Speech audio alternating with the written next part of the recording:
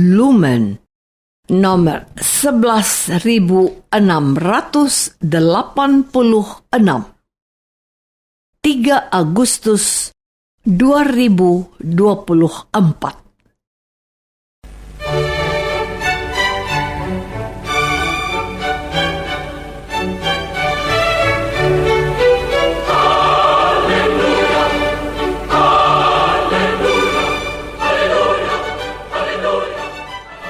Saudara pendengar di segenap penjuru tanah air, selamat bergabung dengan Lumen Indonesia.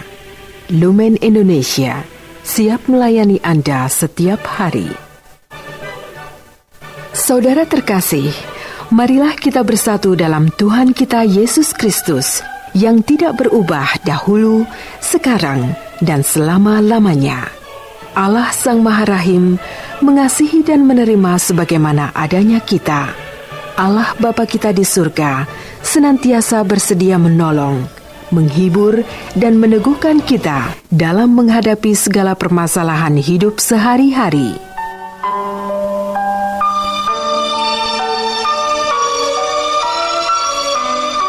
Saudara-saudari, marilah kita mendengarkan renungan dengan judul Yesus yang berkuasa.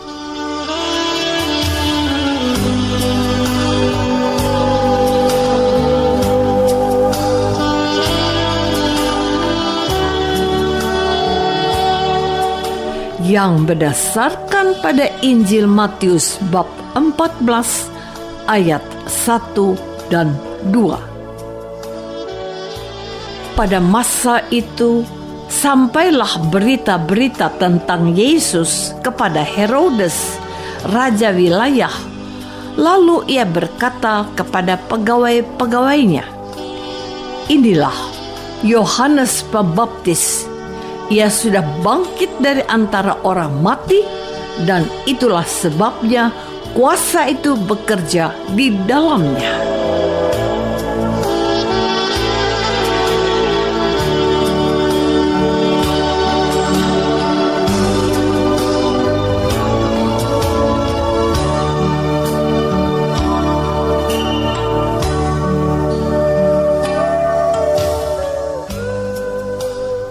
Dalam nama Bapa dan Putra dan Roh Kudus. Amin. Saudara-saudari terkasih dalam nama Tuhan Yesus Kristus, perikop Injil hari ini diberi judul Yohanes Pembaptis dibunuh. Namun, menemukan sisi penting pewartaan penginjil Matius yang menempatkan peristiwa pemenggalan kepala Yohanes itu dengan tampilnya Yesus di hadapan umum. Dikisahkan memang bahwa Yohanes Pembaptis itu telah dipenggal oleh Herodes. Awalnya Yohanes ditangkap karena telah menegur Herodes, katanya, "Tidak halal engkau mengambil Herodias." Herodias adalah istri Filipus, saudaranya. Herodes tetap menghormati Yohanes karena semua orang menganggapnya sebagai seorang nabi. Tapi Herodes tidak kuasa menahan rasa malunya karena telah bersumpah kepada anak Herodias yang telah menyenangkan hatinya bahwa dia boleh minta apa saja kepadanya. Tetapi sungguh mengejutkan permintaan putri Herodias kepadanya. "Berikanlah aku di sini kepala Yohanes Pembaptis di sebuah talap." Herodes sedih, tapi dia juga malu melanggar sumpahnya. Yohanes pun dipenggal atas perintahnya. Sekarang, ketika ia mendengar tentang Yesus, ia mengira Yesus itu adalah Yohanes yang telah dipenggal kepalanya. Saudara-saudari terkasih, Setelah Yohanes wafat, tampillah Yesus dan menjadi orang yang sama dikagumi seperti Yohanes. Hanya saja Yesus memiliki kuasa yang tidak dimiliki oleh Yohanes, sebab Yesus mengadakan mujizat dan menyembuhkan banyak orang. Maka Herodes menyimpulkan bahwa Yesus itu adalah Yohanes. Katanya kepada para pegawainya, "Inilah Yohanes Pembaptis. Ia sudah bangkit dari antara orang mati, dan itulah sebabnya kuasa itu bekerja di dalamnya." Herodes mengakui adanya kebangkitan orang mati dan bahwa orang yang sudah bangkit dari antara orang mati itu memiliki keistimewaan seperti yang ia dengar dilakukan oleh Yesus yang dikiranya sebagai Yohanes Pembaptis yang telah suruh dipenggal kepalanya. Inilah salah satu pandangan seorang pengagum Yohanes Pembaptis dan diakui oleh banyak orang sebagai seorang nabi. Herodes adalah orang yang tidak percaya bahwa orang baik seperti Yohanes Pembaptis binasa dengan dipenggal. Dia pasti bangkit sekarang. Saudara-saudari terkasih, coba kita perhatikan. Ada orang sekelas Herodes sedemikian terobsesi dengan sosok Yohanes Pembaptis.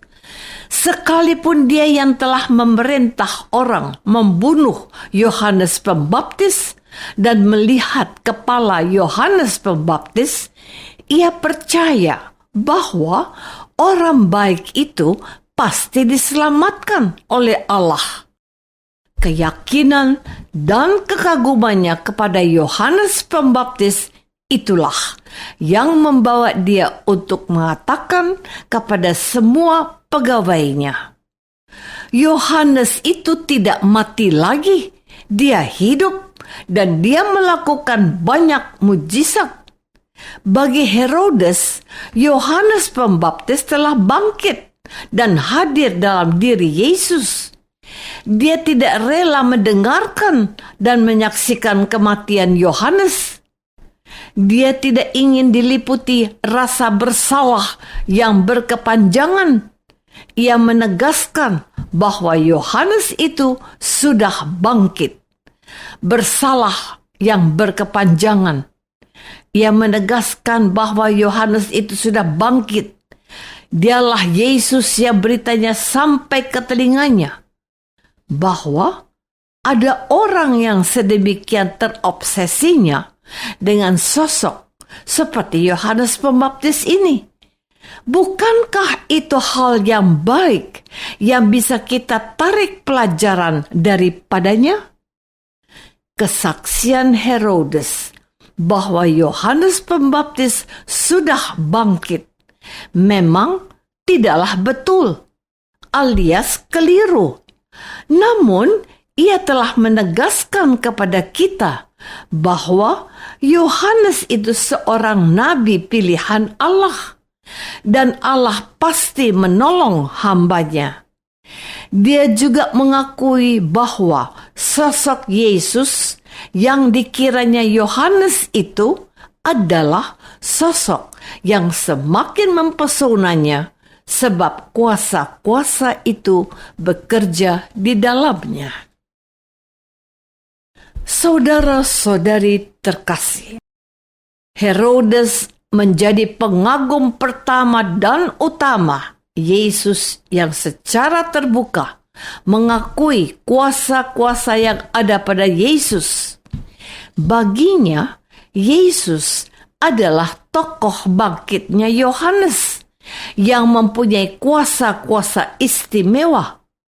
Matius menempatkan sosok Yesus sebagai sosok yang diakui oleh penguasa yang bernama Herodes. sekalipun ia salah mengira bahwa Yesus adalah Yohanes, namun ia memberikan kesaksian akan kuasa-kuasa yang dimiliki oleh Yesus. Ia lebih berkuasa daripada Yohanes yang telah ia penggal kepalanya. Apa yang dapat kita petik dari peristiwa Herodes yang salah mengira ini? Herodes sudah melupakan hal keji yang dilakukannya terhadap Yohanes. Kekagumannya lebih menguasai hatinya dan memastikan bahwa Yohanes itu sudah bangkit kembali. Herodes mengakui kuasa-kuasa yang dimiliki oleh Yesus. Masa lalu, biarlah masa lalu. Sudah cukup mengagumi Yohanes Pembaptis. Kini saatnya berpaling pada sosok yang juga dikagumi oleh Yohanes Pembaptis, yaitu Yesus. Kalau Herodes mengira Yesus adalah Yohanes, Yohanes meminta semua orang memperhatikan ini. Sesudah aku akan datang ia yang lebih berkuasa daripadaku. Membungkuk dan membuka tali kasutnya pun aku tidak layak. Markus bab 1 ayat 7b. Bagi kita yang penting adalah mewartakan Yesus. Dia harus semakin dikenal banyak orang.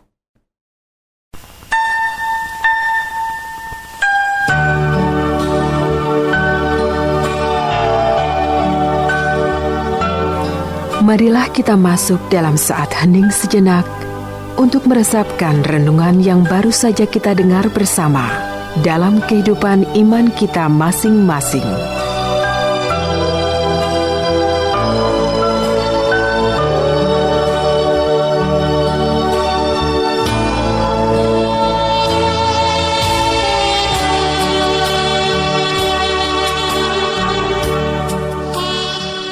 Apakah aku sudah memberikan kesaksian bahwa Yesus adalah penyelamatku? Marilah kita berdoa. Bapa yang Maha Baik, ajarilah kami untuk memandang Yesus Putramu sebagai utusanmu yang berkuasa melakukan mujizat dan memberikan masa depan. Mampukanlah kami menerima Dia sebagai Tuhan dan Juru Selamat kami. Amin. Semoga kita semua selalu dinaungi dan dibimbing oleh berkat Allah yang Maha Kuasa. Dalam nama Bapa dan Putra dan Roh Kudus. Amin.